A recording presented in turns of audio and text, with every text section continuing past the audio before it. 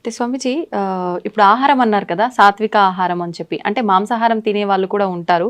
ఈ మధ్య కాలంలో అసలు మాంసాహారం తినాలని ఎక్కడా రాసి పెట్టలేదు. మాంసాహారం తినడం తప్పు, అది నిషేధం అని చెప్పి చెప్తున్నారు. మరి నిజంగా మాంసాహారం తినడం తప్పు అయితే మనకు కొన్ని ప్రాంతాల్లో దేవతలకే బలిచ్చి దాన్ని నైవేద్యంగా నివేదన చేసి తినే ఒక సాంప్రదాయం కూడా కొన్ని ప్రదేశాల్లో ఉంది. మరి మాంసాహారం నిషేధం అని ఎలా చెప్తారు? కరెక్ట్, మీరు అన్నది. దేవతలు బలి అడుగుతారు, ఆ బలి వాళ్ళకి ఇవ్వాల్సిందే. బలి ఇచ్చినారు, మళ్ళీ ఇచ్చిన దాన్ని ఇంటికి తెచ్చుకొని తింటున్న దేవుడు. అలా తెచ్చుకో, నీ జిహ్వ చాపల్యానికి దాన్ని దేవుని పేరు చెప్పి బలి ఇచ్చి నువ్వే తింటున్నావు. దేవత తింటుగా. కానీ దేవత కోడిని అడిగింది, మేకను అడిగింది, దున్నపోతును అడిగింది. ఓకే, ఏ మేక, ఏ కోడి, ఏ దున్నపోతు అనేది మనకు అర్థం కాక అవి ఇస్తాను. మనలో ఒక కోడి ఉంది, మనలో ఒక మేక ఉంది, మనలో ఒక దున్నపోతుంది. ఏంటి స్వామి వాటిని బలి ఇయ్యరా అంటుంది. అవేంటి? కోడి ఏమంటుందమ్మా? కుక్కు అంటుంది. కోరిక కోరిక కోరిక అని మనం అంటున్నాం. అవసరమైనటివి, అవసరం లేనటివి, దిక్కుమాలిన కోరికలు కోరుకుంటాండామే. నీ అతి కోరికలోనే ఆ కోడిని నాకు బలి ఇచ్చేరా. ఎంత నువ్వు కోరికలు తగ్గించుకుంటే నువ్వు అంత హ్యాపీగా ఉంటావు. కోరికలు ఉండాల్సిందే. అతి కోరికలు, దురాశ కోరికలు, ఆశ దురాశ అంటాం కదా, అత్యాశ, అవి ఉండకూడదు. ఆశ ఉండాల, కోరికలు ఉండాల. నేను బాగుండాలా, సమాజం బాగుండాలా, అందరూ బాగుండాలా. ఇది ఎట్లుంది? నేనే బాగుండాలా అనేది ఎట్లుంది? అటువంటి కోడిని నాకు బలి. ఇంకా మేక అదేమంటుంది చెప్పండి? శబ్దం చేసి చూపించాలా స్వామీజీ? మే మే మే అంటుంది. మై మై మై, నాది నాది నాది. అమ్మో, ఇంత అర్థం ఉంది. నాది కాదురా, మనది మనది అనడం నేర్చుకో. నీలో ఉన్న ఆ నాది అని అరిచే ఆ మేకను నాకు బలి. ఇంకా మీ తెలుగులో అంటారు, దున్నపోతు మీద వాన కురిసినట్లు. అవును అవును. ఎవడు ఎట్లా పోతే పర్వాలే, ఎవడు మంచి చెప్పినా వినేది లేదు, నా దారి నాది. అవును, అదే బఫెలో అంటారు కదా దున్నపోతుని ఇంగ్లీష్లో. ఇప్పుడు మనం అందరం బఫెలోలమే. అంతే అంటారా? ఎందుకంటే బఫేలోకి పోయి డిన్నర్ చేస్తాం కదా. కరెక్టే కదమ్మా. ఆడ ప్లేట్ ఎత్తుకొని పిచ్చకాడలాగా కూర వేయి, పప్పు వేయి, సాంబారు వేయి అని అడుక్కుంటా తినేది, నిలబడి నడుచుకుంటా తినేది. దున్నపోతులే కదా ఆ పని చేసేది. మనం ఏం చేస్తాం? శుభ్రంగా కూర్చొని ఇంకో పీట ఎత్తుగా వేసి, భోజనానికి ఎత్తు పీట వేసి, మనం చాప మీద కూర్చొని దాన్ని 3 సార్లు సంప్రోక్షణ చేసి దేవునికి అర్పించి ప్రసాదంగా తింటాం. అది తినే పద్ధతి. అన్నం తినేటప్పుడన్నా ప్రశాంతంగా కూర్చోకుండా వాటితో మాటలు, ఈయనతో మాటలు, ఆడొక చెంచా ఈడొక చెంచా, ఏం తిండేది? మాకు టైం లేదు కదా. ఒకసారి అడిగాడు ఒక ఆయన, ఏం నాయనా ఇంత లేటుగా వచ్చినావు? బఫేకి పోయి వస్తున్నావు. అవును, నువ్వు బఫేల్లో పోయి వచ్చినావు, బఫేల్లో అయ్యి వచ్చినావు. ఏం స్వామి అన్నాడు. మళ్ళీ బఫేలో చేసే పని నువ్వు చేస్తాడు. అది పోతా పోతా గట్టి కనపడిందంటే తింటా పోతానే ఉంటావు. ఆ లక్షణాలు కావు నీలో ఉన్న ఆ అలసత్వము, అవికారత్వము. అటువంటి దున్నపోతు నీలో ఉంది. నువ్వు దున్నపోతు కాదు, మనిషివి. నీలో ఉన్న ఆ దున్నపోతుని మాకు బలి దేవతలు కొడతారు. వాళ్ళు కోరుకున్న అసలు బలి అది. మనం జిహ్వ చాపల్యానికి నోరై మసాలా పక్కింట్లో ఎవడో వండాడు, మనం వండాలి. ఇంకా కొంతమంది వాడి కోడికూర తినాలని ఉంది, ఇంట్లో తినకూడదు అని అన్నారంటే వాడికి ఆ రోజు పూనకం వచ్చేస్తుంది. అమ్మోరు నన్ను అడిగారు 2 కోళ్ళు ఇయ్యి అని. ఇంకా చచ్చినట్లు అమ్మోరు అడిగారు, కోళ్ళు ఇస్తారు. ఇచ్చినాడంటే వీడి ఇంటికి తెచ్చుకొని దాన్ని జుట్టు పీకి, కోడి పీకి, అది చచ్చేటప్పుడు అది ఎంత బాధపడుతూ వస్తుందో ఆ బాధే మనకి ఇప్పుడు శాపాల. ఈ దిక్కుమన్న కొత్త కొత్త రోగాలు, ఈ ప్రకంపనాలు, ఈ ప్రకృతి ప్రకోపాలు వచ్చేదానికి కారణం ఆ జంతు ఘోష. మరి ఇప్పుడు సాత్విక ఆహారం అంటే మొక్కలకు కూడా ప్రాణం ఉంటుంది కదా గురూజీ, అది కట్ చేసిన తర్వాత దాన్ని కూడా చంపినట్టు అవదా? మేక కాలు ఇంచేసి కోసుకొని తిన్నాం, మేకకు మళ్ళీ కాలు వస్తుందా? రాదు. మీరు చెట్టు నరికేయండి, చిగురు వస్తుంది మళ్ళీ. దేవుడు మనకి ఇచ్చాడు ఇది. ఇప్పుడు మాంసాహారం తినే జంతువులను మనం ఏం పేరు పెట్టి పిలుస్తాం? క్రూర జంతువులు అంటున్నాం.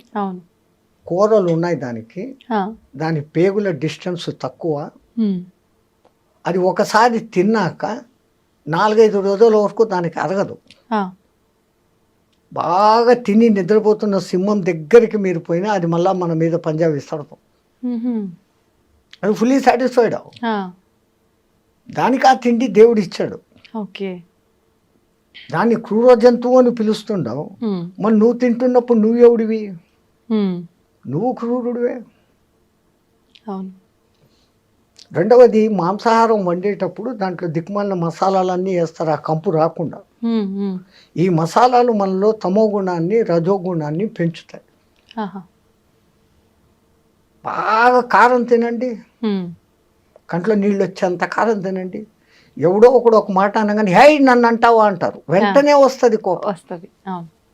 ఈ కోప ప్రకోపాన్ని కామ ప్రకోపాన్ని పెంచేది కారణం మనం తింటున్న ఆహారం. తో మనకు దేవుడు ఈ కాయగూడ్లు పండ్లు ఎన్ని ఇచ్చాడు. మీరు అన్నట్లు నిజంగా దాంట్లో కూడా ప్రాణం ఉంది, కానీ దాంట్లో మళ్ళీ చిగురించే శక్తి ఉంది. దీంట్లో అట్లా లేదు. అది ఒకసారి చచ్చిపోయింది, ఇంకా మళ్ళీ అది బతకదు అది. అయితే ఇప్పుడు మనం తీసుకునే ఆహార ప్రభావం వల్లే మనకు వచ్చే ఈ ఆరోగ్యానికి సంబంధించిన ఇబ్బందులు అనుకున్నాం కదా స్వామీజీ. మరి ఇప్పుడు చాలా వరకు మనం చేసుకున్న కర్మలను బట్టే మనకు ప్రతిదీ వస్తుంది అంటాం కదా. అంటే కొంతమంది ఎటువంటి ఆహారం తీసుకున్నా కూడా మంచిగా ఉన్న వాళ్ళు ఉంటారు, అన్ని రకాలుగా మంచి పూర్తి హెల్తీ ఫుడ్ తీసుకున్న వాళ్ళు కూడా అనేక రకాల ఇబ్బందులకు గురవుతుంటారు. వాళ్ళ కర్మలను బట్టి ఉంటుంది. ఓకే, గత జన్మ కర్మానుసారం వాళ్ళకి ఏం జరగాలనో అది జరుగుతుంటారు. ఓకే. అయితే స్వామీజీ ఇప్పుడు ఈ రోజు పేపర్లో మీరు చూసి ఉంటారు, యాంటీబయాటిక్స్ ఎక్కువగా ఇస్తున్నారు జంతువులకు, అవి త్వరగా గ్రో కావాలని, ఎక్కువ బరువు తూగాలని.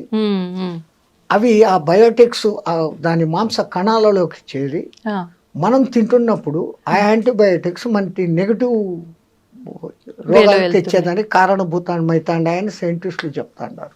ఓకే ఓకే, అంటే మాంసాహారం తినకుండా ఉండడమే ఉత్తమం. సరే, ఒకటి మీకు మాంసాహారం ఇష్టమే, ఆ జంతువులు తిన్నట్లే మేక పులి తిన్నట్లే, మేకను పులి తిన్నట్లే పచ్చి తినండి ఒకసారి. అమ్మా, అలా ఎలా సాధ్యపడుతుంది? బస్ హోగా, వెగటు పుట్టేస్తుంది ఒక్కసారి పచ్చిది మీరు తినగలిగినారు. ఒకవేళ 1/2 కిలో తిన్నారు అంటే 3 రోజులు అనారోగ్యంతో బాధపడతారు. It will not digest. దాన్ని చండాలంగా ఉడకబెట్టి దాంట్లో ఏందేందో మసాలాలు వేసి మిగిలితే మళ్ళీ ఫ్రిడ్జ్లో పెట్టి 2వ దినం వేడి చేసి ఇట్లాంటి ఫుడ్లన్నీ తినడం మూలంగానే మన మెటబాలిజం, టైం క్లాక్ అన్నీ దెబ్బతింటాడు. కొన్ని ప్రాంతాల్లో పచ్చి మాంసం తినే మానవులు కూడా ఉన్నట్టుగా మనం చూస్తున్నాం. వాళ్ళు హ్యాబిచ్యువేటెడ్, వాళ్ళకు తరతరాలుగా వాళ్ళ జీన్స్ అది ఉంది. ఓకే, మనము తరతరాలుగా భారత రామాయణ కాలాల నుంచి ఆ ఋషిమునులు అందరూ కూడా సాత్వికాహారమే. అంతెందుకమ్మా, ఇప్పటికిప్పుడు భూమి మీద నీళ్లలో కాదు, నీళ్లలో తిమింగలాలు ఉంటాయి, భూమి మీద ఉండే అత్యంత బలమైన ఎత్తైన జంతువు ఏది? ఏనుగు. ఇంకా రెండోది ఖడ్గమృగం. అది పరిగెత్తా వచ్చి ఒక వ్యాన్ గుద్దిందంటే వ్యాన్ 3 పల్టీలు కొట్టి ఎగిరిపోతుంది. ఆ 2 తినేటి ఏంటి? గడ్డి. బలము తినే మాంసాహారంలో లేదు. కాయగూరలలో ఉన్నంత విటమిన్లు, ఖనిజాలు, లవణాలు మాంసాహారంలో లేవు. అన్నిటికన్నా విచిత్రము, ప్రపంచంలో ఏ జంతువు ఉడకేసి తినడంలే, అవి కంటద్దాలు పెట్టుకోవడంలే, చోటు మిషన్లు పెట్టుకోవడంలే. ఈ దిక్కుమాలనోడే పెట్టుకుంటున్నాడు. ఎందుకు అంటే ఉడికేసి తింటున్నాడు, సహజమైన తిండి తినడంలే. అందుకే ఇప్పుడు సహజ ఆహారము, పండ్లే తినండి, జ్యూసులే తాగండి, మళ్ళా పాతకాలం టైటిల్లోకే వస్తున్నాం. దునియా goal high, Phir Phir K ఉదర్ co he ఆ జాయేగా, మళ్ళీ అక్కడికే వస్తున్నాం. అయితే ఇప్పుడు ఆహారము, మీరు చెప్పినట్టుగా ఆహారం పాతకాలంది రావటమే కాకుండా ప్రతిదీ కూడా వస్త్రాల దగ్గర నుంచి, పాత్రల దగ్గర నుంచి ప్రతిదీ పాతకాలంవి మళ్ళీ ఇప్పుడు వస్తున్నాయి కదా స్వామీజీ. తప్పదు. ఇప్పుడు పంచకట్టు మళ్ళా పెద్ద ఫ్యాషన్. అవును, ఎవడో సినిమాలో హీరో కట్టుకున్నా అంటే ఇంక అందరూ అయితే అంతే. ఈ గొర్రెదాటుడు వ్యవహారం వదిలిపెట్టి ఇంకోతో కంపారిజన్ వదిలిపెట్టాలి. ఫస్ట్ నేనుగా ఉంటాను, నా వరకు నేను ఉంటాను, నేను బాగుంటే లోకము బాగుంటుంది. ఆ ఫీలింగ్తో ఉండగలగాలి. రెండవది న్యాచురల్గా ఏది వస్తుందో దాన్ని యాక్సెప్ట్ చేసుకోవాలి. పరమాత్ముడు ఒరే జాగ్రత్త పడు అని ముందు కొంచెం సైట్ తగ్గిస్తాడు. వెంటనే కంటద్దాల షాపు పోతాం, కళ్ళు పెట్టుకుంటాం. పండ్లు ఊడగొడతాడు, పండ్ల డాక్టర్ దగ్గర పోతాం, కొత్త పండ్లు కట్టుకుంటాం. వినకుండా చేస్తాడు, చెవిటి మిషన్లు పెట్టుకుంటాం. అన్నిటికన్నా ముందు ఆయన ఇచ్చే లెటరు తెల్ల జుట్టు, వెంటనే డై కొట్టుకుంటాం. అక్కడనే డై మొదలైంది మన డై. సో ఈవిడ ఎక్కడ మన మాట వినడం లేదు, నేను ఎత్తుకొని అక్కడ చెప్పడు. ఇంకా ముందు 3-4 సార్లు చెప్పాడు, అన్ని అవకాశాలు అయిపోయినాయి. వినుకోకపోతే ఇంకా డైరెక్ట్గా ఎత్తుకుపోతాడు. సో ప్రకృతిలో లోబడి నువ్వు జీవించినప్పుడు ఆ ప్రకృతి నిన్ను కాపాడుతుంది. ధర్మో రక్షితి రక్షిత. మనం ప్రకృతికి విరుద్ధంగా పోతున్నాం, చెట్లు కొట్టేస్తున్నాం, అడవులను నరికేస్తున్నాం. అడవుల్లోని జీవాలు ఊరి మీద పడతాయి. పులి ఊరి మీద పడింది. అది ఎందుకు పడింది? అది ఉన్న ప్రదేశాన్ని నువ్వు కట్టేసి ఇల్లు కట్టుకున్నావు. అది ఎక్కడికి పోవాలి? దానికి స్థలం లేకుండా చేస్తున్నావు. దాని మానాన దాన్ని వదిలిపెట్టి నువ్వు అడవిలో కాకుండా నీకు ఉన్న కొద్ది స్థలంలో నువ్వు కట్టుకుంటే లే, ఒక్కడు ఉండేదానికి 6 బెడ్రూమ్లు ఇల్లు కట్టుకుంటాడు. అవసరమా? మరి ఇవన్నీ ప్రకృతికి విరుద్ధంగా జరుగుతున్నప్పుడు భగవంతుడు అంటే ఆపే ప్రయత్నం చేయాలి కదా. ఒక్కొక్కసారి ఆ భూకంపము అనేది భూమాత క్షమయా ధరిత్రి, భరిస్తుంది. అమ్మ కూడా అమ్మ అమ్మ అని 10 సార్లు పీక్తాడు, ఒకసారి పీక్తుంది కదా. అవును, తల్లి అయినా కానీ దండిస్తుంది. అట్లాగనే ఆ భూమాత భరించి ఈ జీవహింస, ఈ తవ్వకాలు, ఈ దమనకాండ అంతా చూసి ఏ రోజో ఒకరోజు కొంచెం అట్ట కదిలిద్దిస్తాడు. 2 సెకండ్లు కదిలితే చాలు, అంతా అతలాకుతలం. జై శ్రీరామ్ హో జాతా. ఈ మధ్య కాలంలో ఇలాంటివి భూకంపాలు, జలప్రలయాలు చాలా వరకు వచ్చిన సందర్భాలు ఉన్నాయి కదా స్వామీజీ. అంటే ఇవన్నీ పాపాలు ఎక్కువైపోవడం వల్లే అని అనుకోవచ్చా? ఇప్పుడు ఇంతకుముందు ఇంత వాహనాలు లేవు. అవును, వాతావరణం కాలుష్యమైంది. అవును, ఓజోన్ పొర దెబ్బతినేంత లెవెల్కు పోయింది. కార్బన్ డైఆక్సైడ్, కార్బన్ మోనాక్సైడ్, ఈ 2 పెరిగిపోయినాయి. అవును, పోనీ వాటిని గ్రహించుకొని ఆక్సిజన్ ఇచ్చే చెట్లను ఏం చేస్తున్నారు? నరికేస్తున్నారు. ఏమైపోతుంది మళ్ళీ?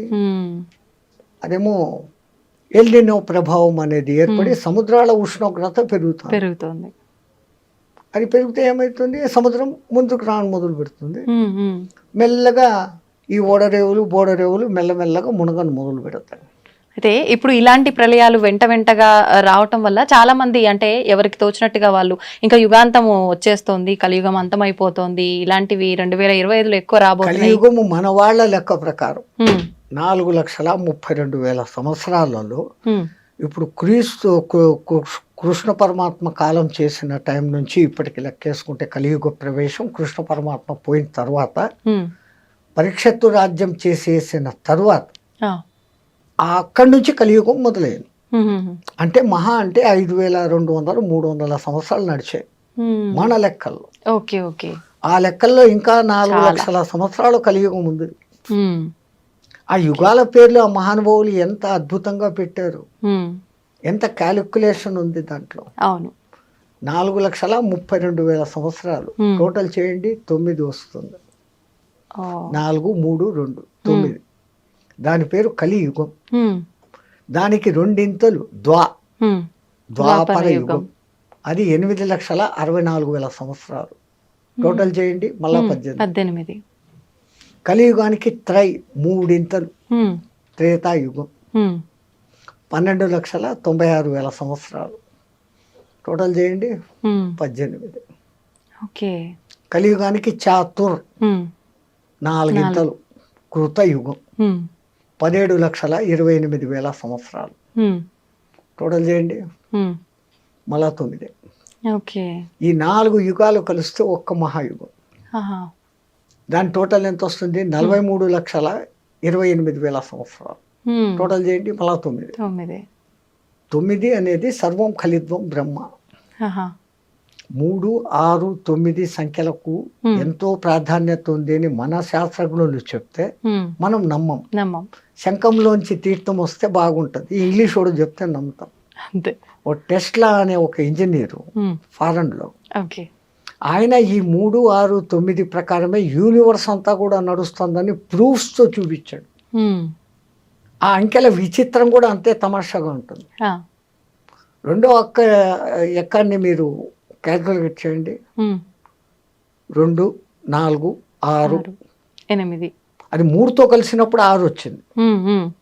2 3 6, 2 4 8, 2 5 10, మళ్ళా 1, 6 20, 2 6 12, మళ్ళా 3తో కలిసింది. 3తో వస్తుంది. ఇట్లా ఏది చేసినా కానీ 3 6తో కలిసినప్పుడు ఏ సంఖ్య అయినా కానీ మళ్ళీ దాంతో మిక్స్ అవుతుంది. అది కానప్పుడు అది వివిధ సంఖ్యలను చూపిస్తుంది. 1 నుంచి 9 వరకు అంకెలేసి 3ను రౌండప్ చేయండి, 6ను రౌండప్ చేయండి, 9ను రౌండప్ చేయండి.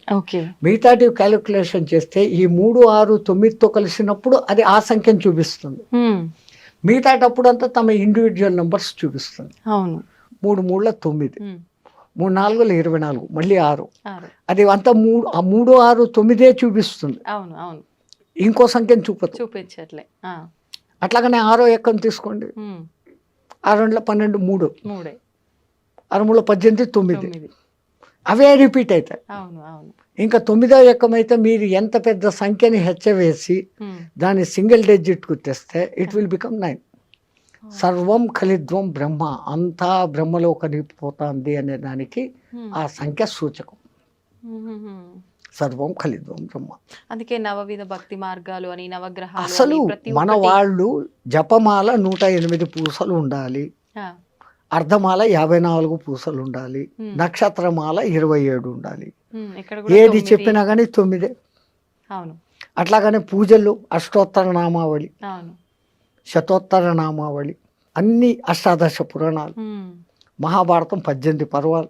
వ్యాసుడు వాడికి 18 సంఖ్య ఎంత ఇష్టం అంటే మహాభారతం 18 పర్వాలు, కురుక్షేత్ర సంగ్రామం 18 రోజులు, దాంట్లో అన్నిటికన్నా ఆణిముత్యం భగవద్గీత 18 అధ్యాయాలు. కురుక్షేత్రంలో పాల్గొన్న అక్షోహిణుల సంఖ్య 18, ఈ దిక్కు 11, ఈ దిక్కు 7 అక్షోహిణులు, 18 అక్షోహిణుల సైన్యం. అక్షోహిణి అంటే కూడా మళ్ళీ 9 వస్తుంది. ఇన్ని వేల రథాలు, ఆ రథాలకు ఇన్నింతల ఏనుగులు, ఇన్నింతల గుర్రాలు, ఇన్నింతల కాల్బలం అనే లెక్క ఉంది. ఆ లెక్క తీసుకుంటే మళ్ళీ అదంతా కూడా 9. ఆఖరికి మహాభారత యుద్ధం అయిపోయినాక మిగిలిన మహాయోధులు కూడా 9 మంది. అంటే ఇదంతా ఒక ప్రణాళిక ప్రకారం జరుగుతుందా Swamiji? Universe moving along the calculation of 369. మీరు ఆయన టెస్లా గారి పుస్తకాలు రెఫరెన్సులు చూసి మీరు వచ్చింది కదా ఇప్పుడు ఈ గూగుల్ దాంట్లో చూసినారంటే ఆయన దాని గురించి ఇచ్చిన వివరణ బ్రహ్మాండమైన వివరణ. ఈవెన్ పిరమిడ్ నిర్మాణంలో కూడా 3 6 9ల కనెక్షన్ ఉంది.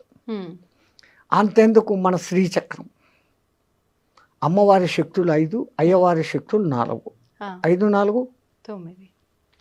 అసలు గురుపూసలు 108 పెట్టి ఒకటి గురుపూస అని పెడతారు.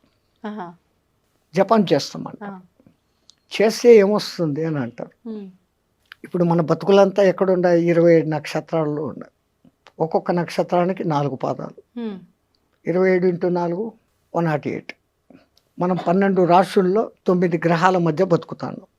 ఒక గురువు దగ్గర సరైన మంత్రదీక్ష తీసుకొని జపం చేస్తే నీ రాశి దోషాలు, నక్షత్ర దోషాలు, గ్రహ దోషాలు పోతాయి అనే దానికి ఆ సంఖ్యను పెట్టి ఆ అర్థంతో పెట్టినారు. అయితే ఇప్పుడు ఎవరికి తోచినట్టు వాళ్ళు ఇప్పుడు ఇలా వీడియోల రూపంలో ఎవరైనా చెప్పింది పట్టించుకొని ఆ మంత్రం కానీ శ్లోకం కానీ ఎవరికి వారంటే పలానా ప్రాబ్లంకి ఈ మంత్రం పారాయణ చేయండి, జపం చేయండి అని చెప్తూ ఉన్నారు. అలా ఎవరికి వాళ్ళు చేసుకుంటున్నారు గురు ఉపదేశం లేకుండా. అది నిజంగా ఫలిస్తుందంటారా స్వామీజీ? దాని ఫలితం చాలా లేట్ అవుతుంది. గురు ద్వారా తీసుకోబడినప్పుడు నేను ఇప్పుడు గురు ఛత్ర ఛాయలో ఉన్నాను, నాకు ఒక గురువు ఇచ్చినాడు అన్న ఒక సగం బలంలో ఎంట్రీ అవుతుంది. అవును. పుస్తకాలు చూసేసి ఎవడో టీవీలో చెప్పేశాడు అది వినేసి చేసుకుంటే అది కాదు. గురుమంత్రం ఇవ్వడము ఎంత విధానం పెట్టారు మన పెద్దలు. ముందు వాడు మంత్రం తీసుకునేకి అర్హుడా కాదా అనే దానికి ఆ కాలంలో కొంతకాలం నా దగ్గర సేవ చేయి, ఆ తర్వాత నీకు దీక్ష ఇస్తాననే వాళ్ళు గురువులు. ఊరికి వచ్చి ఏదో 10,000 డబ్బులు తీసుకో దక్షిణ, ఇన్ని పండ్లు బట్టలు తీసుకో, ఇచ్చే మంత్రం అంటే ఇచ్చేస్తుంటారు. అందున నీకే దేవుడు ఇష్టమో అడిగి ఆ మంత్రం ఇస్తుంటారు. అట్లా జరగదు ఆ కాలంలో. అసలు ప్రశ్నోపనిషత్తులో ఎంత అద్భుతంగా చెప్పాడమ్మా. గర్గముని కొడుకు, గౌతముని కొడుకు, ఒక రాజు కొడుకు, ఇట్లా 6 మంది మహర్షులు అడవిలో పిపిలాద మహర్షిని వెతుక్కుంటూ వస్తారు. ఆయన కనపడినాక దండ ప్రమాణాలు చేసి చేతికి దర్భలు ఇస్తారు. ఆ కాలంలో అది సవిత్ప్రాణి అయిపోవాలా. వాళ్ళకేం కావాలా? ఆవులు, గడ్డి, ఈ 2 కావాలి. ఎవరు నాయన మీరు అంటే, నేను ఫలానా ఆయన కొడుకు, నేను ఫలానా. అమ్మ అంత గొప్ప వాళ్ళ కూర్చోండి అని వాళ్ళకి ఆర్ఘ్యపాదాలు ఇచ్చి, ఏంటి నన్ను ఎత్తుకుంటే ఎక్కడికి ఎందుకు వచ్చారు? వాళ్ళు అంటారు, మాకు కొంచెం అనుమానాలు ఉన్నాయి, మా తండ్రులను అడిగాం, వాళ్ళు మాకు తెలీదు, ఆ పిప్పిలాదుడు తప్ప ఇంకెవడు చెప్పేవాళ్ళు లేడు, మీరు ఆయన్ని పోయి పట్టుకోండి అన్నాడు, మేము వెతుక్కొని వచ్చాం, మాకు ఆ సమాధానాలు కావాలా. రావడం, సమాధానాలు అడగడం, నేను చెప్పడము, అంతేనా? గురు శిష్య సంబంధం లేకపోతే కాదు. కొన్నాళ్ళు నా దగ్గర సేవ చేయండి, ఆ తర్వాత మీ అనుమానాలు ఏదో అడగండి. ఒక బాంబు వేశాడు అక్కడ, నాకు తెలిస్తే చెప్తాను అన్నాడు. 1 సంవత్సరం నా దగ్గర సేవ చేయండి, సేవ చేసినాక మీ ప్రశ్నలు అడగండి, నాకు సమాధానం తెలిస్తే చెప్తాను. మనం ఈ కాలం వాళ్ళం ఏమనుకుంటాం? సంవత్సరం సేవ చేస్తాం, అడుగుతాం, నాకు తెలుదురా అన్నాడంటే మన గతి ఏం? సంవత్సరం పాయా. మన మెంటాలిటీ ఇది. వాళ్ళు ఆజ్ఞాపించండి గురుదేవ, ఏం చేయమంటారు? నువ్వు ఆవులు మేపకరా, నువ్వు సమిదలు తీసుకురా, నువ్వు గోశాల శుద్ధం చేసి సంథింగ్ డ్యూటీలు చెప్పేస్తున్నారు.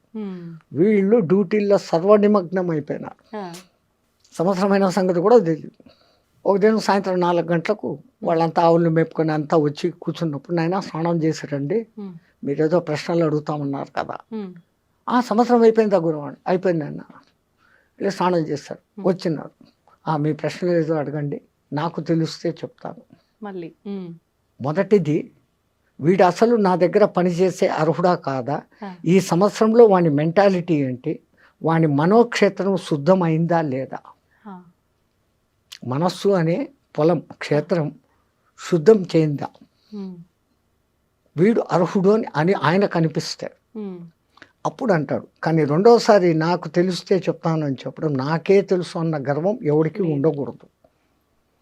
అప్పుడు అంటాడు, ఒకడు అడుగుతాడు, ఈ జీవుడు రాకేంటి, పోకేంటి, చంద్ర మార్గం ఏంటి, సూర్య మార్గం ఏంటి, ధూమ మార్గం ఏంటి, అసలు పురుషులలో షోడశ పురుషుడు అంటాడే ఎవడు అతను, ఇట్లాంటి మహత్తరమైన ప్రశ్నలు మళ్ళీ వేస్తాడు. ఇంకా అదంతా పెద్ద విషయం. ఈ సంగతి ఎందుకు చెప్తున్నానంటే, ఒక గురువు ముందు శిష్యుణ్ణి శోధన చేస్తాడు. ఇప్పుడు ఫీజులు తీసుకొని స్కూళ్ళల్లో కూర్చొని జీతాలు తీసుకొని 30 మందిని వేసేసి మేకమందలాగా చెప్పి ఇడిచిపెట్టడం కాదు. అప్పుడు ప్రతి ఒక్కడు వింటున్నాడా లేదా, వానికి అర్థమైందా లేదా, వాడు ఏ స్థాయిలో ఉన్నాడో వానికి ఆ స్థాయిలో నేర్పించు, తనంత వాడిని తనకన్నా మించిన వాడిని చేసేవాళ్ళు ఆ కాలంలో గురువులు. ఇంకా వాడు మంత్రదీక్షకు అర్హుడు అనుకున్నప్పుడు ఏకాంతానికి తీసుకుని వెళ్ళి ఒక బట్ట వాని చెవు మీద వేసి, ఆ చెవులో గురుమంత్రం 3 సార్లు మీ చేత చెప్పిస్తాడు. ఎందుకంటే అక్షర దోషం లేకుండా పలుకుతున్నాడా, లేకుంటే ఏదైనా అక్షర దోషంతో పలుకుతున్నాడా. అక్షర దోషం ఉంటే ఏమవుతుంది స్వామిజీ? ఏమన్నా దోషమా మళ్ళీ? అది చాలా దోషం. మరి ఇప్పుడు మాలాంటి వాళ్ళమంతా తెలిసి తెలియక ఎవరైనా మంత్రం చెప్పగానే మాకు ఎలా తోస్తే అలా చదివేస్తున్నాము. అది మన పూర్వీకులు చాలా జాగ్రత్త పరులమ్మా. రాబోయే కాలాలలో ఈ పుస్తకాలు ప్రింటింగు వస్తుంది, అవి చూసేసి ఎవడికి వాడు మంత్రాలు చదివేస్తాడు. ముద్రా రాక్షసం జరుగుగా కానీ ఒక శాపం పెట్టేస్తున్నాడు, ప్రింటింగ్ మిస్టేక్. సో నువ్వు ఒకటి చదవాల్సింది ఇంకోటి చదువుతావు. నువ్వు 1000 సార్లు 1,00,000 సార్లు చదివినా అది నీకు సిద్ధించదు. ఒక్కొక్కసారి ఉల్టా కూడా చూపించేస్తుంది ప్రభావం. ఒక ఉదాహరణ, ఇంద్రుని సభలో త్వష్ట ప్రజాపతి కొడుకు ఒకడు ఉండేవాడు. వాడి పేరు త్రిశూరుడు. పేరుకు తగినట్లు వానికి 3 తలకాయలు. ఒక తలకాయతో వేదం చదివేవాడు, ఒక తలకాయతో సురా తాగేవాడు, అమృతం తాగేవాడు, రాక్షసుల సహవాసంతో ఒక తలకాయతో సారాయి తాగాడు. ఆ, ఇంద్రుడు ఎన్నోసార్లు నువ్వు త్వష్ట ప్రజాపతి కొడుకురా, ఇదేం దుర్మార్గం బుద్ధి, తాగకూడదు తాగకూడదు. ఉమ్, ఆడు ఇనుకోలే. ఇంద్రుడు 3 తలకాయలు నరికేశాడు. త్వష్ట ప్రజాపతి కోపం వచ్చింది. ఆయనకు ఉన్న శక్తి ఇంద్రుడిని చంపేంత శక్తి కాదు. ఇంద్రుడు అంటే మీకు ఈ సినిమాల్లో చూపించే ఇంద్రుడు కాదు. ఉమ్, ఎవడో తపస్సు చేసుకుంటా పాడు చేసేదానికి అవును. రంభ ఊరోసుని పంపాడు, ఆ, ఏమో చేశాడు అని మనకి ఈ కథలే తెలుసు. అవును. ఇంద్రుడు అంటే ఎటువంటి వాడు అంటే ఒకడు తపస్సు చేస్తుంటే ఉమ్, వాడిలో ఇంకా కామము క్రోధము ఉందా లేదా ఉమ్, అని టెస్టింగ్ చేస్తాడు. ఉమ్, ఉమ్, ఆ టెస్టింగ్లో వాడు ఓడిపోయినాడు అంటే వాడు పూజ అర్చన చేస్తున్న ఏ దేవునికైతే తపస్సు చేస్తున్నాడో వాడి దగ్గరికి పోయి ఉమ్. వాడిలో ఇంకా కామ క్రోధాలు పోలే, ఇప్పుడే వరం ఇయ్యద్దు, హీఈస్ నాట్ ఫిట్ అని చెప్పే డ్యూటీ ఆయనది. ఇప్పుడు మాలాంటి వాళ్ళ ప్రతి ఒక్కరు చేసే పూజల్లో కూడా ఇలానే జరుగుతుందంటారా? ఇంకా వినండి ఇది. ఆ, ఆ, ఆయన తనకున్న శక్తులన్నిటినీ ధారపోసి ఒక యజ్ఞం చేసి ఒక మహారాక్షసుడిని పుట్టించాడు, వృతాసురుడు అనేవాడిని. వృత్తాసురుడు. వృతాసురుడు. నీకు మంత్రం చెప్తా, దాన్ని 7 రోజులు నిత్యపారాయణ చేయి, ఉమ్, నీకు ఇంద్రుని చంపే శక్తి వస్తుంది అని. ఆ మంత్రం ఏందో చెప్పు అంటాడు. ఉమ్, ఇంద్రశత్రు వివత్వ స్వహ అంటాడు ఆయన. అర్థం ఏంటి? శత్రువు అయిన ఆ ఇంద్రుడు నా చేత చచ్చిపోగాక అని దాని అర్థం. ఆహా. కానీ ఆ రాక్షసుడు చదివేటప్పుడు ఇంద్రాశత్రు వివద్వ స్వహ అన్నాడు, దీర్ఘం తీశాడు అంతే. ఉమ్, ఇంద్రశత్రు వివద్వ స్వహ, ఇంద్రాశత్రు వివద్వ స్వహ. ఈ రెండో పదానికి అర్థం ఏమైంది? ఉమ్, ఇంద్రుని శత్రువు అయిన నేను నాశనమైపోదును కాక. అయ్యా. అట్లాగానే వృతాసురుడు ఇంద్రుని చేతిలో చచ్చిపోయాడు. స్వామీజీ, ఇప్పుడు ఈ తరం వాళ్ళలో చాలా వరకు ఆధ్యాత్మిక భావన కానీ దైవ చింతన కానీ చాలా వరకు తగ్గుముఖం పడుతుందని చెప్పాలి. ఒకవేళ ఎవరైనా పూజలు చేసినా భక్తిని ప్రదర్శించినా కూడా అది ఒక ఆడంబరం లాగా మనం ఎంత స్తోమతగా చేశాము అనే దానిపైన శ్రద్ధ ఉంటుంది తప్ప ఎంత భక్తితో చేశాము అనే దానిపైన శ్రద్ధ ఉండట్లేదు. నిజంగా అసలు ఎలా ఉండాలి ఈ ఆధ్యాత్మిక భావన అనేది? ఈ తరం వాళ్ళు ఆధ్యాత్మిక భావనలోకి మార్గంలోకి రావాలంటే మన నిత్యం చేసే విధి విధానాలన్నీ ఏ రకంగా ఉంటే బాగుంటుంది? ఈ మైకులు, ఈ కరెంటు లేనప్పుడు ఉన్న భక్తి వేరే, ఈ మైకులు వచ్చినాక వేరే. మైకులు వచ్చిన కొత్తలో కూడా గణపతి నవరాత్రులు 9 రోజులు ఆ గణపతి పాటలు తప్ప రెండోది ఉండేది కాదు. అవును. ఇప్పుడు దిక్కుమాలిన ఇంగ్లీష్ పాటలు, సినిమా పాటలు అన్నీ పెట్టి పారేస్తున్నాం. జాగరణం అని చేసే శివరాత్రి, జన్మకో శివరాత్రి అని చెప్పే శివరాత్రి, ఆ రాత్రి అంతా సినిమాలు చూస్తూ గడుపుతా ఉన్నారు. అవును. పెద్దవాళ్ళు పెట్టిన ఇంటెన్షన్ వేరే. జన్మకో శివరాత్రి అని ఎందుకన్నారు? ఈ శివరాత్రి అయిన మరుసదినమే నువ్వు ఉంటావో లేదో గ్యారంటీ లేదు, మళ్ళా ఇంకో శివరాత్రి చూస్తామనే దానికి ఛాన్స్ లేదు. అందుకని ప్రతి శివరాత్రిని ఈ జన్మకో శివరాత్రి అన్నట్లు చేసుకో. ఉదయం నుంచి ఆహారం తినకుండా ఉండి రాత్రంతా దైవనామ స్మరణతో గడుపుతూ మేలుకొని మరుసదినం 12 గంటలకు ఉద్వాసన. అట్లాగనే మన వాళ్ళు ఏకాదశి ఉపవాసాలు పెట్టించారు. అది వాళ్ళు ఎంత దూరపు ఆలోచన అంటే సంపూర్ణమైన సైన్స్ ఉంది. ఇప్పుడు ఒక జపాన్ శాస్త్రవేత్త 36 అవర్స్ ఫాస్టింగ్ అనే ఒక విధానాన్ని కనిపెట్టి నోబెల్ ప్రైజ్ తెచ్చుకున్నాడు. ఏకాదశి ఉపవాసం అదే కదా, ద్వాదశి ఉద్వాసన అంటాం. ఏమైతుంది? 36 అవర్స్. అంతే. 36 అవర్స్ మీరు ఎప్పుడైతే ఫాస్టింగ్లో ఉంటారో మీ మెటబాలిజం తనను తాను రెక్టిఫై చేసుకుంటూ మీలో రెసిస్టెన్స్ కెపాసిటీని పెంచే గుణాలు దానికి వచ్చేస్తాయి ఆటోమేటిక్గా. ఓకే. ఈ విషయం మన వాళ్ళు కనిపెట్టే పండుగలకు నువ్వు మధ్య మధ్యలో ఈ ఉపవాసాలు ఉండు అన్నారు. ఇంకో అర్థం కూడా ఉంది. ఆవాసం అంటే వాని పక్కనే కూర్చోవడం అనే అర్థాన్ని తీసుకొని వీళ్ళు టిఫిన్లు కాఫీలు అన్నీ లాగిచ్చేస్తూ దీనికి ఎప్పటికీ రెస్ట్ ఇవ్వకుండా పోతే వీడి శరీరం తొందరగా శిథిలమవుతుంది. అంత దూరదృష్టితో మన వాళ్ళు అసలు పండుగలు అని పెట్టడంలోనే ఎంత అర్థము. మీ తెలుగు మాటలు మహా గొప్పవి తల్లి. పండుగ చేసుకో, నిన్ను నువ్వు పండుగ చేసుకో. చెట్టులో ముందు మొగ్గ తొడుగుతుంది, మొగ్గ ఉండొచ్చు, రాలిపోవచ్చు. మొగ్గ పువ్వు కాదు, పువ్వులోనే రాలిపోవచ్చు. పువ్వు పిందెగా మారుతుంది, పిందెగా రాలిపోవచ్చు. కరెక్ట్. కాయ అవుతుంది, కాయ రాలిపోవచ్చు. పండుగ అయ్యేదానికి ఎంత శ్రమ ఉందో నీ జీవితాన్ని నువ్వు పండుగ మార్చుకో. ఆ అర్థంతో పెద్దవాళ్ళు పండుగ అని పెట్టారు. మనం పండుగ చేసుకుంటే ఇంకా పొద్దు హాలిడే, లేని పిండి వంటలంతా పొద్దు నుంచి సాయంత్రం దాకా తినడమే, సినిమాలకు పోవడమే. ఇది ఎట్లయిపోయింది.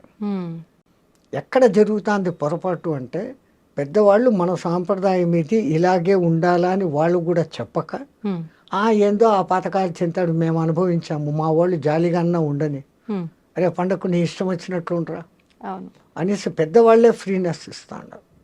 తప్పు ఎక్కడ జరుగుతుందంటే, ముందు తల్లి తండ్రి వీళ్ళు మామూలు విద్యావంతులే కాకుండా ఆధ్యాత్మిక పరంగా ఒక తల్లి ఉన్నప్పుడు, ఒక జిజియాబాయి శివాజీని తయారు చేసింది, ఒక యశోద కానీ ఇంకోళ్ళు కానీ కృష్ణుడు తయారు చేసింది.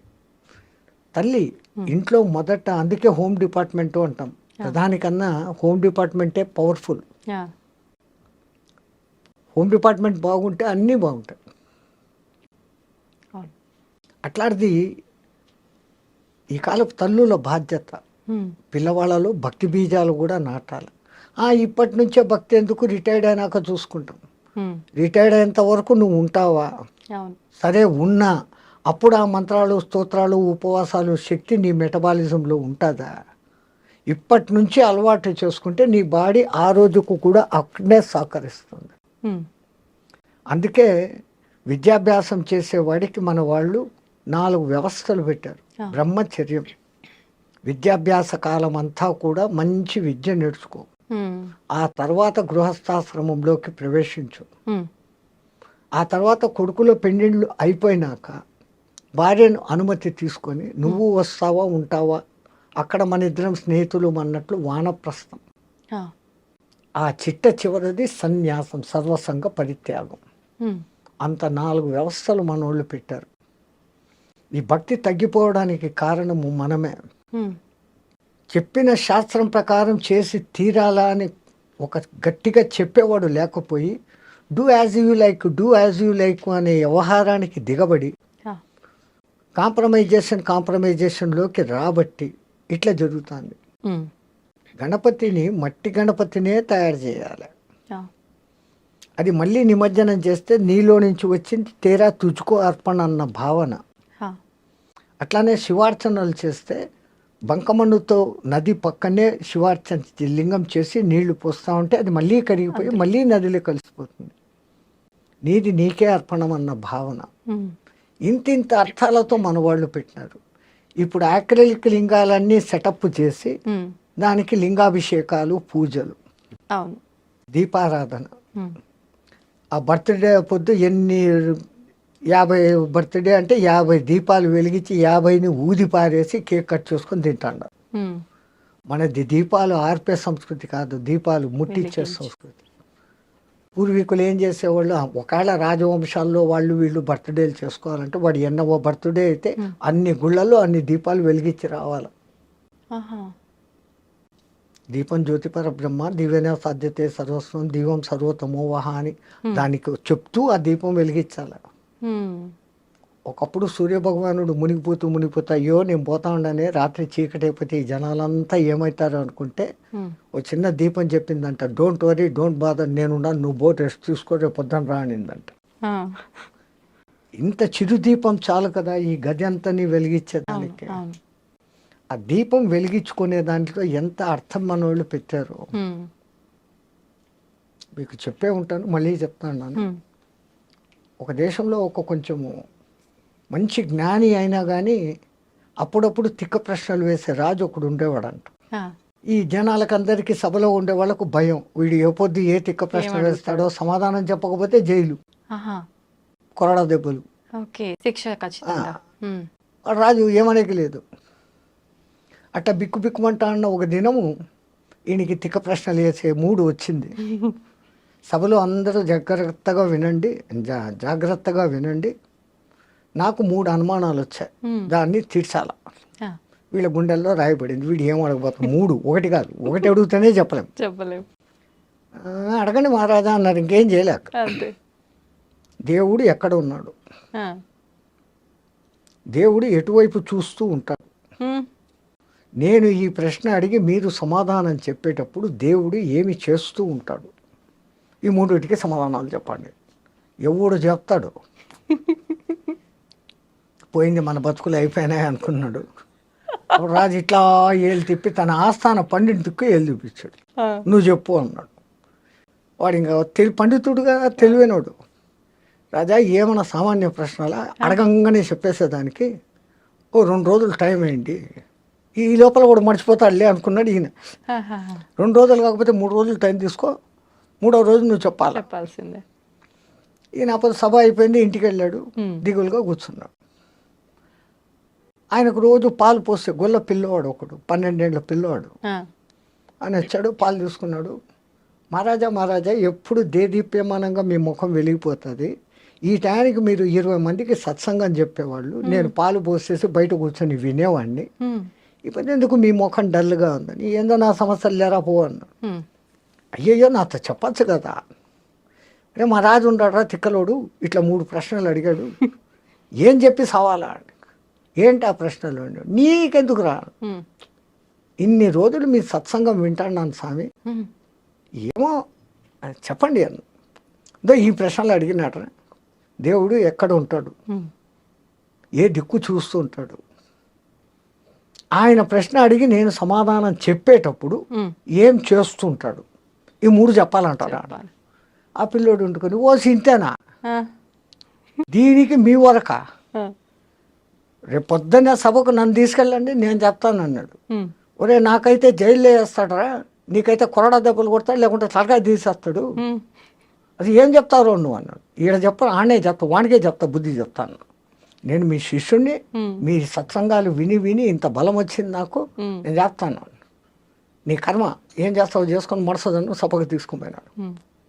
ఏమయ్యా 3 రోజుల టైం అడిగి ఇప్పుడే వచ్చినావు, ఈడెవడు గొల్లపిల్లోడు, ఓ చిన్న గొచ్చి పంచ, ఒక తుండుగుడ్డ వచ్చి ఎట్లా కర్ర, ఈడెవడు. రాజా అంత మాత్రం చిన్న ప్రశ్నలు మా అంతటి గురువుని అడుగుతావా, నేను చెప్తాను దానికి సమాధానాలు అంట పిల్లోడు. రే చెప్పకపోతే ఏందో తెలుసా, ఈ తర్వాత సంగతి అడుగు అన్న. ఈయన 3 ప్రశ్నలు అదంతా దేవుని వ్యవహారం ప్రశ్నలు. మరి దేవుని ప్రశ్నలు అడిగేటప్పుడు ఇంత ఒక దీపం వెలిగాలా, ఇంత ప్రసాదం పెట్టాలా, పాలన్నా పెట్టాలి కదయ్యా అన్నాడు. అట్లనా ఉండండి అంటే తప్పెట్టు పెట్టాడు. రే ఒక మంచి నెయ్యి దీపం పట్టుకురండి, ఓ గిన్నెడు దోసెడు పాలు తీసుకురండి, 2 ఆడబెట్టాడు. రే వచ్చిందిరా నైవేద్యము దీపం 2 వచ్చినాయి. ఇప్పుడు మళ్ళీ అడుగు ఏందో నీ ప్రశ్న. దేవుడు ఎక్కడ ఉంటాడు అని. నీ ప్రశ్నకు సమాధానం చెప్తా కానీ నేను ఒక ప్రశ్న అడుగుతాను, దానికి సమాధానం చెప్పాను. నేను ప్రశ్న అడుగుతాను, నువ్వు ప్రశ్న అడుగుతావు ఏమరా, చెప్పు, నువ్వు పండితునివి కదా చెప్పు అన్నాడు. ఏందో అడుగు, ఈ పాలలో నెయ్యి ఎక్కడుంది అన్నాడు. అంటే నువ్వు గొల్లోనివి నీకు తెలియదా, దాన్ని ముందు పెరుగు చేయాలా, ఆ పెరుగుని చిలకాల, వెన్న వస్తుంది, వెన్నను కరిగేయాల, నెయ్యి వస్తుంది. అంటే ఈ పాలలో నెయ్యి ఉంది కదా, ఉంది అని. ఏడుంది అన్నాడు. పాలంతా ఉందిరా అన్నాడు. అట్లే దేవుడు నెయ్యిలాగా పాలలాగా ఈ ప్రపంచం అంతా ఉన్నాడు. దేవుడు ఎక్కడ ఉన్నాడు అనే దానికి సమాధానం దొరికింది. రాజుగారి బుర్ర పనిచేసింది. ఓ అమ్మో ఇడు ఎవడో తక్కువడు కాదు. ఇంకా 2వ దొరుకుతున్నావు, దీనికి ఏం చెప్తాడు, దేవుడు ఏ దిక్కు చూస్తున్నాడు రా రాజా, ఇప్పుడు వెలిగించినామే ఈ దీపం, దీని కాంతి ఏ దిక్కు పోతుందో చెప్పు అన్నాడు. దీపపు కాంతి అన్ని దిక్కులా పోతుంది అన్నాడు. దేవుడు చూడని దిక్కు లేదు, అన్ని దిక్కులా చూస్తున్నాడు. ఇంకా ఈయనకి టెన్షన్ వచ్చేస్తుంది. అని ఇది ఎట్లా చెప్తాడు ఇప్పుడు, నేను ప్రశ్న అడిగేటప్పుడు నువ్వు ఏం చెప్తావో, నువ్వు సమాధానం చెప్పేటప్పుడు ఆయన ఏం చేస్తుంటాడో చెప్పాలా. మరి 3వ ప్రశ్న తెలుసు కదరా మళ్ళా చెప్పమంటావా అని. అదే నాకు ఒక అనుమానం, నువ్వు ఇంత గొప్ప పండితునివి, ఎక్కడైనా అడిగేవాడు కింద చెప్పేవాడు పైన ఉండాలి కదా, నీకు ఆ జ్ఞానం లేదా అన్నాడు. అట్లనా అనేసి పీట వేసుకొని ఈయన కింద కూర్చొని రా సింహాసనం ఎక్కువ పైన కూర్చొని చెప్పు అన్నాడు. ఈడో సింహాసనం మీద గొల్లోడు కూర్చున్నాడు. ఇప్పుడు చెప్పు ఏందో ఆ ప్రశ్న అన్నాడు. మళ్ళా అడుగుతావు ఏందిరా, నేను ఈ ప్రశ్న అడుగుతున్నప్పుడు నువ్వు సమాధానం చెప్పేటప్పుడు దేవుడు ఏం చేస్తున్నాడు, ఇదే చేస్తుంటాడు. గొల్లోని సింహాసనం ఎక్కించినాడు, రాజుని నేల మీద కూర్చోబెట్టినాడు. అసలు దాంట్లో మర్మం ఏమంటే చంచలమైన ఈ మనస్సులోకి గురుమంత్రం అనే పెరుగు వేసినప్పుడు అది చంచలత్వం పోయి స్థిరమవుతుంది. ఓకే. ఆ స్థిరమైన స్థితిలో నీ తపన అనే కవ్వం వేసి చిలికినప్పుడు అది వెన్నగా మారుతుంది. ఈ తపన తపస్సుగా మారినప్పుడు ఆ వెన్న కరిగి నెయ్యి అవుతుంది. ఈ నెయ్యి కరిగి ఇంకోటి అయ్యేది ఛాన్స్ లేదు. బూడిద నెయ్యి రెండు ఒకటే. బూడిదను మీరు ఎన్నిసార్లు కాల్చినా అది ఇంకో రూపు ధరించదు. నెయ్యిని ఇంకా ఎన్నిసార్లు కాల్చినా అది ఇంకో రూపు ధరించదు. చిట్ట చివరికి నెయ్యిగా మారిపోవడం, ఒక స్థిరత్వాన్ని పొందడం. పాలలో స్థిరత్వం లేదు, అది పెరుగు అవుతుంది. పెరుగు పెరుగులో నుంచి వెన్న వస్తుంది.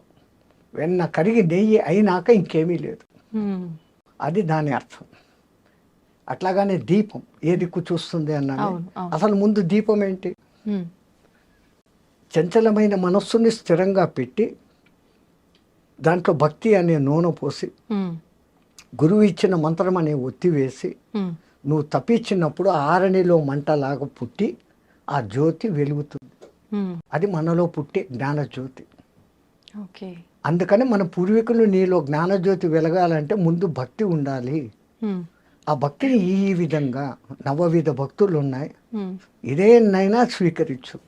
ఈ నవవిధాలు కాకుంటే ఇంకా ఫైనల్ భక్తి ఇంకోటి ఉంది, వైరభక్తి. అంటే శత్రుత్వపు భక్తి. భగవంతుడి పైన కోపంతో వచ్చేదా స్వామీజీ? శత్రుత్వం. అసలు మనం దేవుణ్ణి 10 సార్లు తలుచుకుంటే శత్రువు 20 సార్లు తలుచుకుంటాడు. అవును. మీరు ఎవరికైనా 10 మంచి పనులు చేశారు, ఆ 10 మందిలో ఎవడో ఒక్కడు మిమ్మల్ని తలుచుకుంటాడు. అదే మీ మీద కోపం ఉండేవాడు మీ ఎదురు కనపడినప్పుడు అంతా లేదు, మీ ఫ్రెండ్ ఎవడైనా కనపడితే కూడా వాడు అట్ట చేశాడు, వాడిని పోతున్నాడు రోడ్డు మీద, వాడు అట్ట చేశాడు, వాడి పేరు 100 సార్లు చదువుతాడు. హిరణ్యకశిపుడు అంతే. ఎక్కడున్నాడ్రా హరి, ఎక్కడున్నాడ్రా హరి, ఈ ప్రహ్లాదుడు చెప్పిన దానికన్నా 100 సార్లు ఎక్కువ వాడు చెప్పాడు. వాడికి మోక్షం వచ్చింది. అనన్య భావంతో భగవత్ చింతనం, ప్రతిఫలాక్ష లేపకుండా దేవుని చింతనం అంతవరకే చేయాలి. కానీ లాభాల కోసము ఫలితాల కోసము మనం దేవుణ్ణి చింతన చేస్తాను. గుడికి పోయినా మనం చేసే పని ఇదే.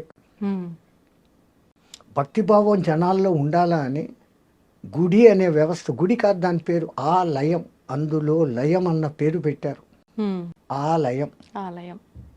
ఆ ఆలయ నిర్మాణం ఎట్లుండేది? పెద్ద గాలిగోపురం ఉండేది, లోపలికి వచ్చినాక బలిపీఠం ఉండేది, ధ్వజస్తంభం ఉండేది, ఆ తర్వాత సంగీత మండపం ఉండేది, దాని తర్వాత నృత్య మండపం ఉండేది, ఆ తర్వాత దర్శన మండపం ఉండేది, ఆ తర్వాత గర్భగృహం అనేది ఉండేది. ఆ గర్భగృహంలో చీకటి ఉండేది, ఒక చిన్న దీపం, దేవుడు కనపడకుండా ఉంటాడు. మనం పోతే పూజారి కర్పూర్ సే ఉస్కో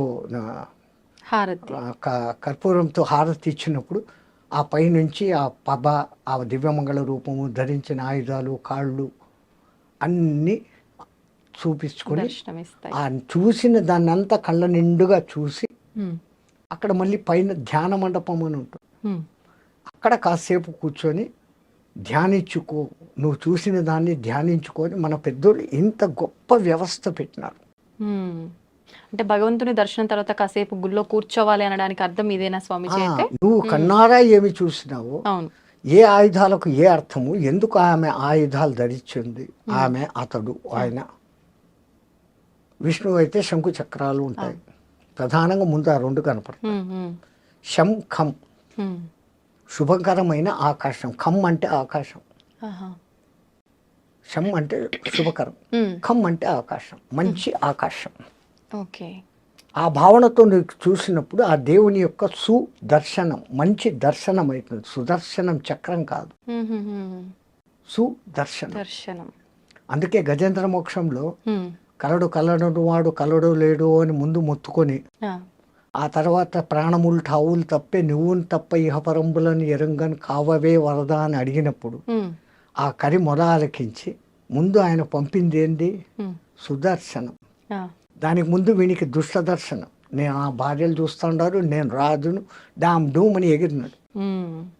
సుదర్శనమైనప్పుడు అవును. జరిగింది. దాని పేరు సుదర్శనం.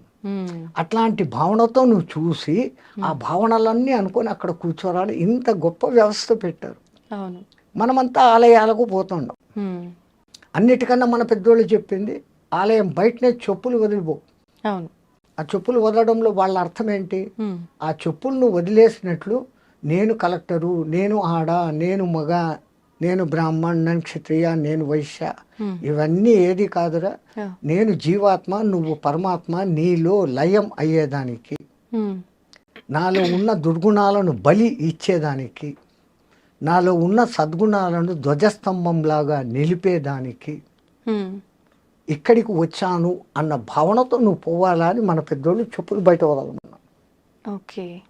ఇన్ని అర్థాలతో పెడితే ఉమ్, మనం ఏం చేస్తున్నాం? చెప్పులేమో బయట వదులుతున్నాం. చెప్పారు కదా అవును. పెద్దోళ్ళు, చెప్పులు బయట వదులుతాం. అవును. చెప్పులు వదిలిపెట్టి గర్భగుడిలోకి పోయి దర్శనం చేసుకొని ధ్యానం చేసేదానికి ఒక్క నిమిషం అటు కూర్చొని లేచి ఉమ్, మళ్ళీ బయటకు వస్తాం. అవును. ఇంత చేసే ఈ టైంలో మనకు తెలియకుండానే ఒక కొత్త మంత్రం చెప్పిస్తాం. అది ఎవడూ చెప్పడు. ఆ మంత్రం మనకే వచ్చేస్తుంది. ఏంటి స్వామిజీ?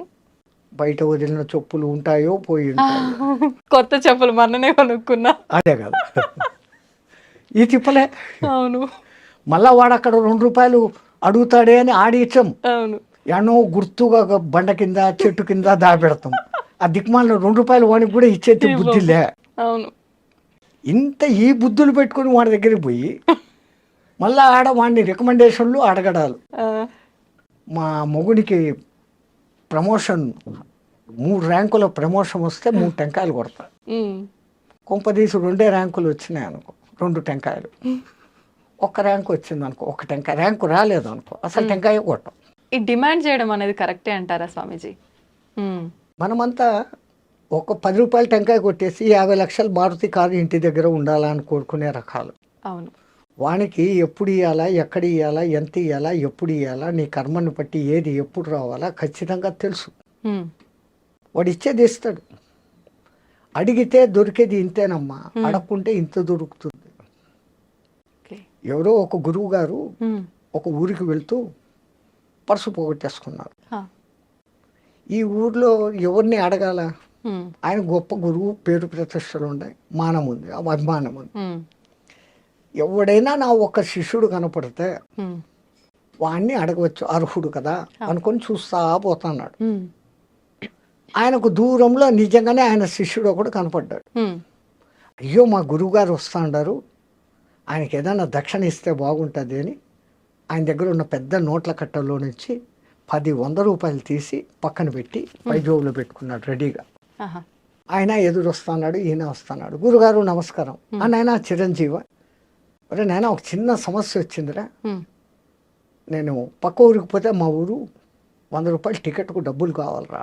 ఉమ్, వీడు అడిగినాడు కాబట్టి ఆ, వాడు 1000 ఇవ్వదలుచుకున్నాడు. ఉమ్, ఆ 1000లో నుంచి 100 తీసిస్తాడు. అరే, ఉమ్, వీడు అడగకున్నానంటే అవి ఇచ్చేవాడు.